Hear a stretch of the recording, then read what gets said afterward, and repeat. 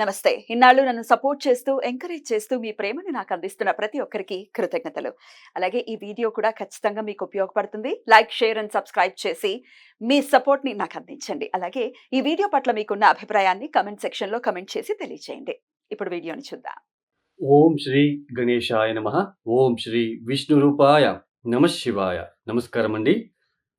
2024 June మాసంలో ద్వాదశ రాశుల వాళ్ళకి ఈ మాసమంతా ఎలా ఉందో తెలుసుకుందాం. దానికన్నా ముందు ఎవరైతే ఈ వీడియోని చూస్తున్నారో లైక్ చేయండి, షేర్ చేయండి, సబ్స్క్రైబ్ చేసుకోండి. మరియు ఈ ఒక మాసంలో గ్రహ సంచారం ఎలా ఉందో తెలుసుకుందాం. ఈ ఒక మాసంలో రాహు మీనరాశిలో సంచారం, కేతు కన్యా రాశిలో సంచారం, శని కుంభరాశిలో సంచారం. అయితే ఈ ఒక శని భగవానుడు ఈ మాసం 30వ తేదీ నుంచి వక్రించి సంచారాన్ని ప్రారంభం చేయబోతున్నారు. గురువు వృషభంలో సంచారం. ఈ మాసంతో గురు మనకి ఉదయిస్తున్నాడు, అంటే మౌఢ్యమి నుంచి బయటకి వస్తున్నాడు. సూర్యుడు జూన్ 15వ తేదీ వరకు వృషభంలో సంచారం, తదుపరి మిథున రాశిలో సంచారం. కుజుడు ఈ మాసమంతా కూడా మేషరాశిలో సంచారం. శుక్రుడు వృషభ మిథున రాశిలో సంచారం. బుధుడు మిథున కర్కాటక రాశిలలో సంచారం. ఇక్కడ శుక్ర మౌఢ్యమి అనేది ఇంకా కొనసాగుతుంది. జూలై 11వ తేదీ వరకు కూడా శుక్ర మౌఢ్యం అనేది ఉంటుంది.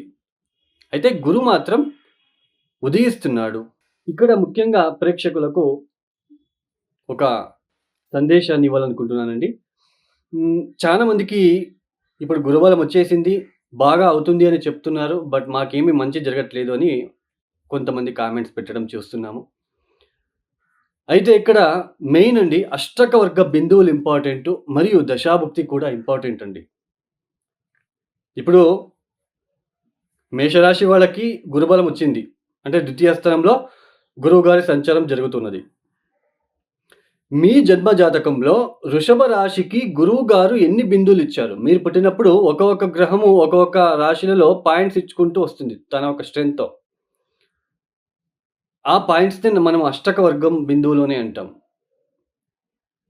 సో, మీ యొక్క జన్మ జాతకంలో వృషభానికి గురువు గారు ఎన్ని బిందువులు ఇచ్చారు?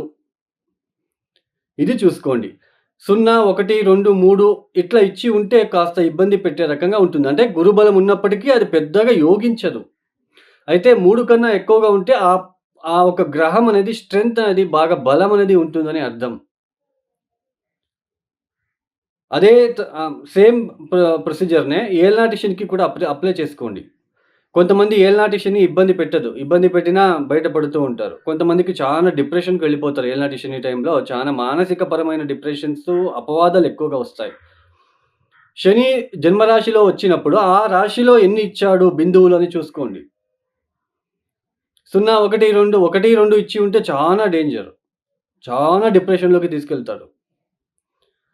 మరియు మీ యొక్క దశాభుక్తి కూడా చాలా ఇంపార్టెంట్ అండి. దశా పీరియడు ప్రతి ఒక్కరికి చాలా ఇంపార్టెంటు. ఏ దశ జరుగుతుంది? భుక్తి ఏంటి? ఆ దశాభుక్తికి తగ్గట్టుగా మనం పరిహారాలు చేసుకుంటూ వెళ్ళాలి. ఇప్పుడు బుధ మహాదశ రాహుభుక్తి జరుగుతుంది అనుకోండి. శివ సహస్రనామం చదువుకోవాలి. మనమే ప్రతిరోజు చదువుకోవడము, లేదా మనము పంతులతో ఏదైనా శివాలయానికి వెళ్ళి శివ సహస్రనామం చేయండి అంటే చేస్తారు. అదే ఇప్పుడు మనకి గురు మహాదశలో రాహుభుక్తి అనుకోండి. తిలా హోమం చేసుకోవాలండి. తిలా హోమం అంటే ఇది పితృదోషాలలో పితృదోష పరిహారం చేసేటప్పుడు ఆ పరిహార భాగంలో తిలా హోమం అనేది కూడా ఒకటి ఉంటుంది. అదే చంద్రమహాదశలో శుక్రభుక్తినో, బుధభుక్తినో అలా ఉన్నప్పుడు, లేదా శుక్ర మహాదశలో చంద్రభుక్తి ఉన్నప్పుడు మహాలక్ష్మి అమ్మవారిని పూజించాలి. ఇలా దశాభుక్తిలో వచ్చినప్పుడు మనము వాటికి తగ్గట్టుగా ఆ దశాభుక్తి రాకున్న ముందే పరిహారాలు చేసుకోవాలి. రేపు ఎగ్జామ్ అన్నప్పుడు పిల్లవాడు చదివితే ఏమవుతుంది? ఎగ్జామ్ రాస్తే మనకి నో యూజ్ కదండీ. సో, అలానే దశాభుక్తి ఇంకొక 1 మంత్‌కి ప్రారంభమవుతుంది, నెక్స్ట్ మంత్ వస్తా ఉంది అన్నప్పుడే మీరు మేలుకొని మీరు ఆ పరిహారాల్ని అప్పటి నుంచే పాటిస్తూ వస్తే ఆ ఒక పెద్దగా దశాభుక్తి పెద్దగా ఇబ్బంది పెట్టకుండా, ఇబ్బంది పెట్టినప్పటికీ దాని నుంచి బయటపడే మార్గం కూడా చూపిస్తుంది. సో, ఇది అండి మీకు తెలియాలని చెప్పాను. అష్టకవర్గ బిందువులను చూసుకోండి, దశాభుక్తిని చూసుకోండి. వాటికి తగ్గట్టు పరిహారాలు చేసుకుంటూ వెళ్ళండి. సో, మీరే స్వతహా పరిహారాలు చేసుకోవడం ద్వారా చాలా బె రిజల్ట్ అనేది తొందరగా చూడొచ్చు. మీరే ద్వాదశ రాశుల వాళ్ళ ఒక ఫలితాలు ఒక్కొక్క రాశికి ఎలా ఉంటుందో మనము చూసుకుంటూ వెళ్తామండి. ఇక వృశ్చిక రాశి. ఈ వృశ్చిక రాశి వాళ్ళకి ఈ ఒక్క మాసం నుంచి గురువు అస్తంగత త్యాగం చేస్తున్నాడు. అంటే మే మాసంలో ఆయన వృషభానికొచ్చారు. సో, ఆల్రెడీ మనం ముందుగానే చెప్పుకున్నట్టు వృశ్చిక రాశి వాళ్ళకి గురుబలం ఉంది అని చెప్పుకున్నాము. గురుబలం ఉన్నప్పటికీ గురు మౌఢ్యమి. గురు అస్తంగతం అయిపోయాడు. గురువు ఇలా అస్తంగతమైనప్పుడు ఆయన ఇచ్చే ఫలితాలు ఇవ్వలేకపోతూ ఉంటాడు. సో, ఇక మీద జూన్ మాసం నుంచి ఆయన అస్తంగత త్యాగం చేస్తున్నాడు. అంటే ఈ ఒక మాసం నుంచి గురువు పూర్తిగా శుభ ఫలితాలని అందిస్తున్నాడు. తర్వాత మనకి వృశ్చిక రాశి వాళ్ళకి మీ యొక్క రాశ్యాధిపతి అయిన కుజుడు 6వ ఇంటి అధిపతి అయ్యి 6వ స్థానంలో సంచారం. అంటే ఈ ఒక మాసంలో కుజుడు మరియు సప్తమ స్థానంలో ఉంటున్న గురువు పూర్తిగా శుభ ఫలితాలను అందిస్తున్నారు. ఈ వృశ్చిక రాశి వాళ్ళు గత మాసంలో మే మాసంలో ఏదైతే ఉందో వీళ్ళు సంతానం విషయంలో చాలా ఇబ్బంది పడి ఉంటారు. సంతానానికి ఆరోగ్యపరమైన ఇబ్బందుల వల్ల వీళ్ళకి భయము, ఒక భ్రాంతి అనేది ఏర్పడి ఉంటుంది. తర్వాత ఆలోచన విధానం అంటే మాటి మాటికి కూడా కోపము ఎక్కువగా ఉండే ఆస్కారము మే మాసంలో చూసి ఉంటారు.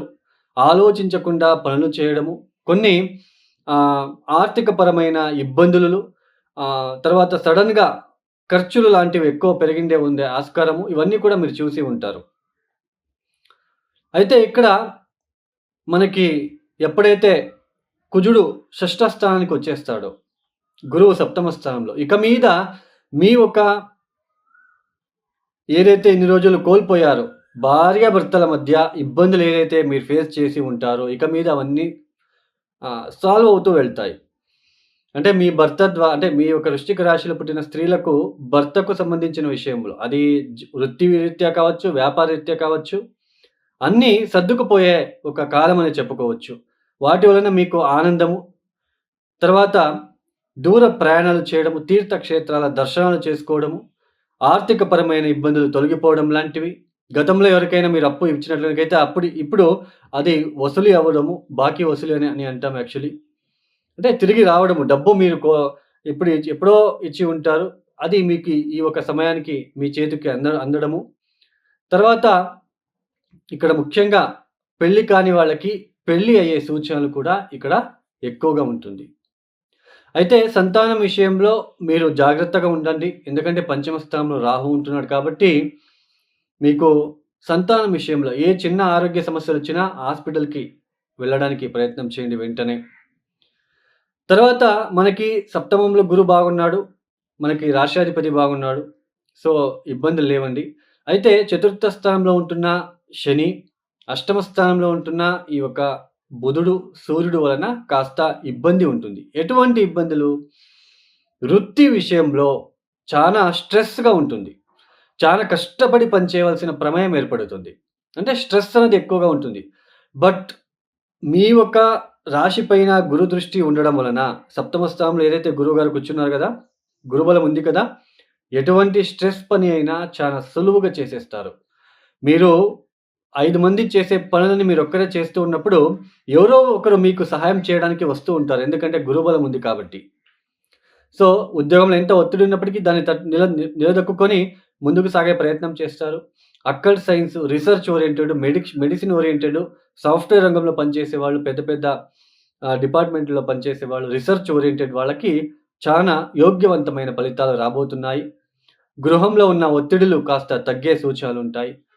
తర్వాత ఎవరైతే మీరు వద్దు అనుకోని వెళ్ళి ఉంటారో, వాళ్ళే మీరు తిరిగి మిమ్మల్ని వచ్చి మాట్లాడించడం లాంటివి కూడా ఈ సమయంలో జరుగుతూ ఉంటుంది. ముఖ్యంగా ఈ యొక్క వృశ్చిక రాశి వాళ్ళు తప్పనిసరిగా చతుర్థ స్థానంలో ఉంటున్న శనికి మీరు పరిహారాలు చేసుకున్నట్లయితే, అంటే శనివారం పూట కాకులకు అన్నం ఇవ్వడం లాంటిది, వాళ్ళకి ఏదైనా బిస్కెట్ లాంటివి, సో అలాంటిది ఆహారాన్ని అందించడానికి, మళ్ళీ నీళ్ళని అందించడానికి ప్రయత్నం చేయండి. కాలభైరవేశ్వరుడికి గుమ్మడికాయ దీపం వెలిగించడానికి ప్రయత్నం చేయండి. శనివారం రాహుకాలంలో చాలా మంచి ఫలితాలిస్తుంది. తర్వాత శనివారం నాడే మీరు కాలభైరవేశ్వరుడికి నువ్వుల నూనెతో అభిషేకం. నువ్వుల నూనె అంటే ఒరిజినల్ నువ్వుల నూనెతో చేసుకోండి.